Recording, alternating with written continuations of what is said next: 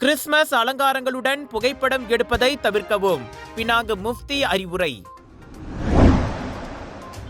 KLIA விமான நிலையத்தில் 17 கதிரியக்க ஆமைகளை கடத்தும் முயற்சி முறியடிப்பு.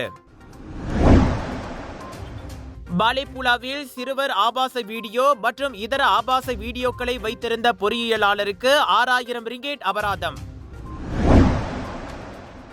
ஊலுகிந்தாவில் கால்நடைகளை தாக்கிய புலிக்கு பெருகலித்தான் வலைவீச்சு.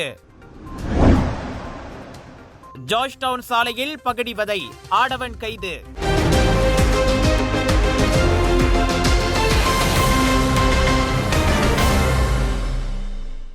கிறிஸ்துமஸ் மரம் மற்றும் அலங்காரங்களுடன் புகைப்படங்கள் எடுப்பதால் தங்களின் சமய நம்பிக்கை கேள்வி எழுப்பப்படும் என்றால் முஸ்லிம்கள் அதனை தவிர்ப்பதே நல்லது. பினாங்கு முஃப்தி சுக்கி ஒத்மான் அவ்வாறு ஆலோசனை கூறியுள்ளார். எனினும் வெறும் அழகுக்காக அல்லது நினைவுக்காக என்றால் புகைப்படங்கள் எடுப்பதில் தவறில்லை. நோக்கம் மற்றும் சூழலுக்கு ஏற்ப அந்த அனுமதி மாறுபடும் என்றாலும் அவ்விஷயத்தில் எச்சரிக்கையாக இருப்பது நல்லதே என்றார் அவர். கிறிஸ்துமஸ் மரங்களும் அலங்காரங்களும் வழக்கமாக கிறிஸ்துவ கொண்டாட்டங்களுடன் தொடர்புபடுத்தப்படும். எனவே புகைப்படங்கள் அல்லது வீடியோக்கள் எடுப்பது இன்னொரு மதத்தை ஆதரிப்பதாகவோ கொண்டாடுவதாகவோ தெரிந்தால் அது இஸ்லாத்துக்கு முரணானது என சூக்கி சுட்டிக்காட்டியதாக கோஸ்மோ நாளிதழ் கூறியது. கிறிஸ்துமஸ் அலங்காரங்களுடன் முஸ்லிம்கள் செல்ஃபி மற்றும் வீடியோக்களை எடுத்து சமூக ஊடகங்களில் பகிரும் போக்கு அண்மைய காலமாக அதிகரித்து வருவதை காண முடிகிறது. புத்ராஜயாவில் வீடமைப்பு ஊராட்சித்துறை அமைச்சின் கட்டடத்தில் நடைபெற்ற கிறிஸ்துமஸ் கேரல் நிகழ்ச்சியும் கூட முன்னதாக சர்ச்சையானது. முஸ்லிம்களை எப்படி அக்கொண்டாட்டத்தில் பங்கெடுக்க செய்யலாம் என பாஸ் கட்சியின் இளைஞர் பிரிவு துணைத் தலைவர் ஹனீஃப் ஜமாலுடீன் கேள்வி எழுப்பியிருந்தார். ஆனால் அதில் பங்கெடுக்குமாறு அமைச்சின் பணியாளர்கள் யாரும் கட்டாயப்படுத்தப்படவில்லை என்றும் கேரள் பாடியவர்கள் சபா சராவாக்கைச் சேர்ந்த கிறிஸ்தவர்கள் என்றும் அமைச்சு தெளிவுபடுத்தியது.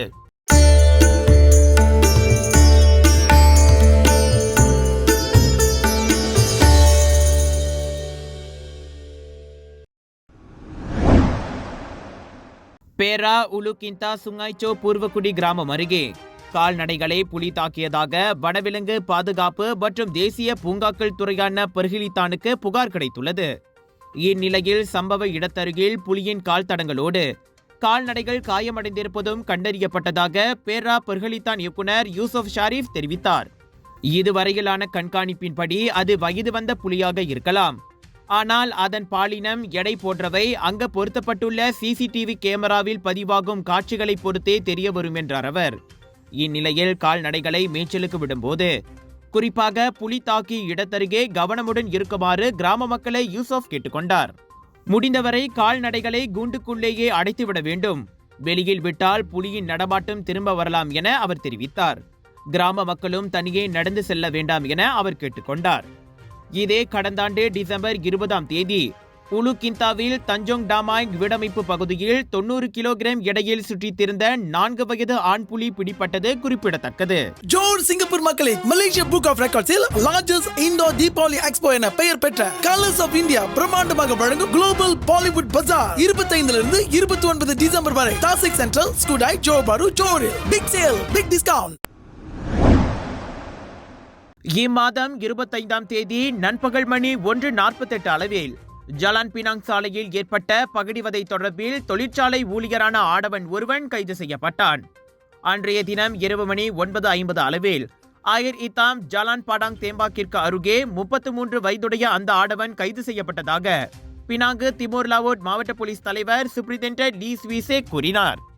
அந்த காரில் இருந்து ஒரு இரும்பு சங்கிலி, டீ சட்டை மற்றும் தலைக்கவசம் ஆகியவையும் பறிமுதல் செய்யப்பட்டன. அந்த ஆடவன் இதற்கு முன் 2 குற்ற செயல்களில் சம்பந்தப்பட்ட போதிலும் அவனிடம் மேற்கொள்ளப்பட்ட சிறுநீர் பரிசோதனையில் போதைப்பொருள் பயன்படுத்தியதற்கான அறிகுறி எதுவும் தென்படவில்லை. எனினும் விசாரணைக்காக அந்த நபர் டிசம்பர் 28ஆம் தேதி வரை தடுத்து வைக்கப்பட்டுள்ளதாக லீ ஸ்வீசேக் தெரிவித்தார். 36 வயதுடைய பெண் ஒருவர் டிசம்பர் 25ஆம் தேதி போலீசில் புகார் செய்ததை தொடர்ந்து அந்த ஆடவன் கைது செய்யப்பட்டான். அந்த பெண் ஜலான் பினாங்கில் காரை ஓட்டிச் சென்ற போது அடையாளம் தெரியாத மோட்டார் சைக்கிள் ஓட்டுநர் திடீரென தனது காரின் கண்ணாடியில் இரும்பு சங்கிலியை அசைப்பதை கண்டார்.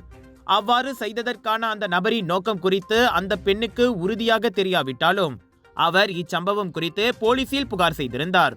ஜோர் சிங்கப்பூர் மக்களே, மலேசியா புக் ஆஃப் ரெக்கார்ட்ஸில் லார்ஜஸ்ட் இண்டோர் தீபாவளி எக்ஸ்போ என பெயர் பெற்ற கலர்ஸ் ஆஃப் இந்தியா பிரம்மாண்டமாக வழங்கும் குளோபல் பாலிவுட் பஜார் 25 29 டிசம்பர் வரை தாசிக் சென்ட்ரல், ஸ்கூடாய், ஜோஹர் பாரு, ஜோஹரில். Big sale, big discount. 1,89,886 ringgit மதிப்புள்ள 17 கதிரியக்க ஆமைகளை கடத்தும் முயற்சியை பர்கலித்தான் எனப்படும் வனவிலங்கு மற்றும் தேசிய பூங்காத்துறை முறியடித்துள்ளது. இந்த ஆமைகள் மடகஸ்காரில் இருந்து மலேசியாவிற்கு கடத்தப்பட்டதாக பர்கலித்தான் தலைமை இயக்குனர் டத்தோ அப்துல் காடீர் அபு ஆஷிம் தெரிவித்தார். நேற்றிரவு 10:30 மணி அளவில் குவாலலம்பூர் அனைத்துலக விமான நிலையத்தில் உள்ள சரக்கு வளாகத்தில் ஏத்தியோப்பியன் ஏர்லைன்ஸ் நிறுவனத்திடமிருந்து பெறப்பட்ட ஒரு சரக்கை ஆய்வு செய்து பறிமுதல் செய்த போது வனவிலங்குகளை கடத்தும் முயற்சியை பர்கலித்தான் முறியடித்ததாக அவர் கூறினார். பறிமுதல் செய்யப்பட்ட 17 சந்தேகத்திற்கிடமான கதிரியக்க ஆமைகள் 2 அட்டை பெட்டிகளில் ஒன்றில் கடத்தப்பட்டன. அவற்றில் உயிருள்ள தாவரங்கள் இருப்பதாக பொய்யாக அறிவிக்கப்பட்டது என்று இன்று வெளியிட்ட அறிக்கையில் அப்துல் காடீர் தெரிவித்தார். இந்த சரக்கை கோருவதற்கு எந்த ஒரு நபரும் முன்வராததால் சந்தேக நபர்கள் எவரும் தடுத்து வைக்கப்படவில்லை என அவர் மேலும் தெரிவித்தார். சோதனையில் சரக்குகளில் வழங்கப்பட்ட அனைத்து தகவல்களும் பொய்யானவை என்பது தெரியவந்தது.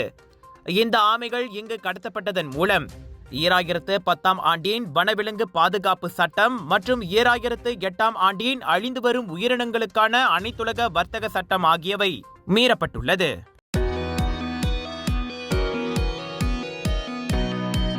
Hai, salam sejahtera.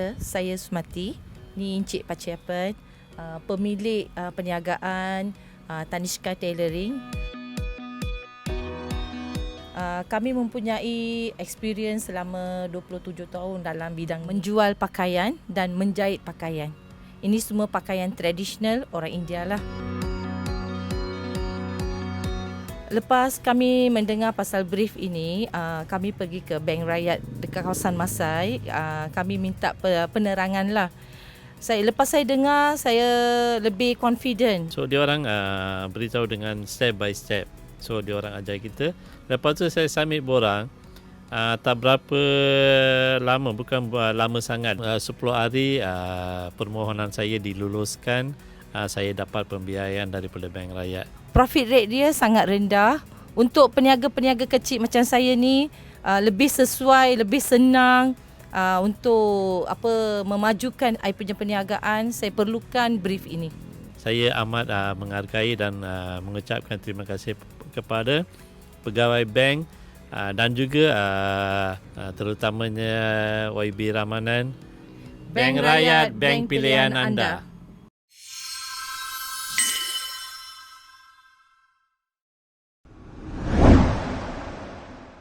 சிறார் ஆபாச வீடியோ மற்றும் இதர ஆபாச வீடியோக்களை வைத்திருந்த 2 குற்றச்சாட்டுகளை ஒப்புக்கொண்ட ஒரு பொறியியலாளருக்கு மஜிஸ்ட்ரேட் நீதிமன்றம் 6000 ரிங்கேட் அபராதம் விதித்தது.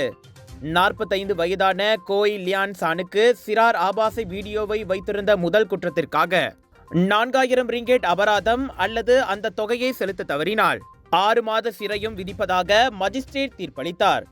இதர ஆபாச வீடியோக்களை வைத்திருந்த 2வது குற்றத்திற்கு 2000 ரிங்கேட் அபராதம் மற்றும் அதனை செலுத்த தவறினால் 2 மாத சிறை தண்டனையை அனுபவிக்கும்படி அந்த பொறியியலாளருக்கு மஜிஸ்ட்ரேட் உத்தரவிட்டார்.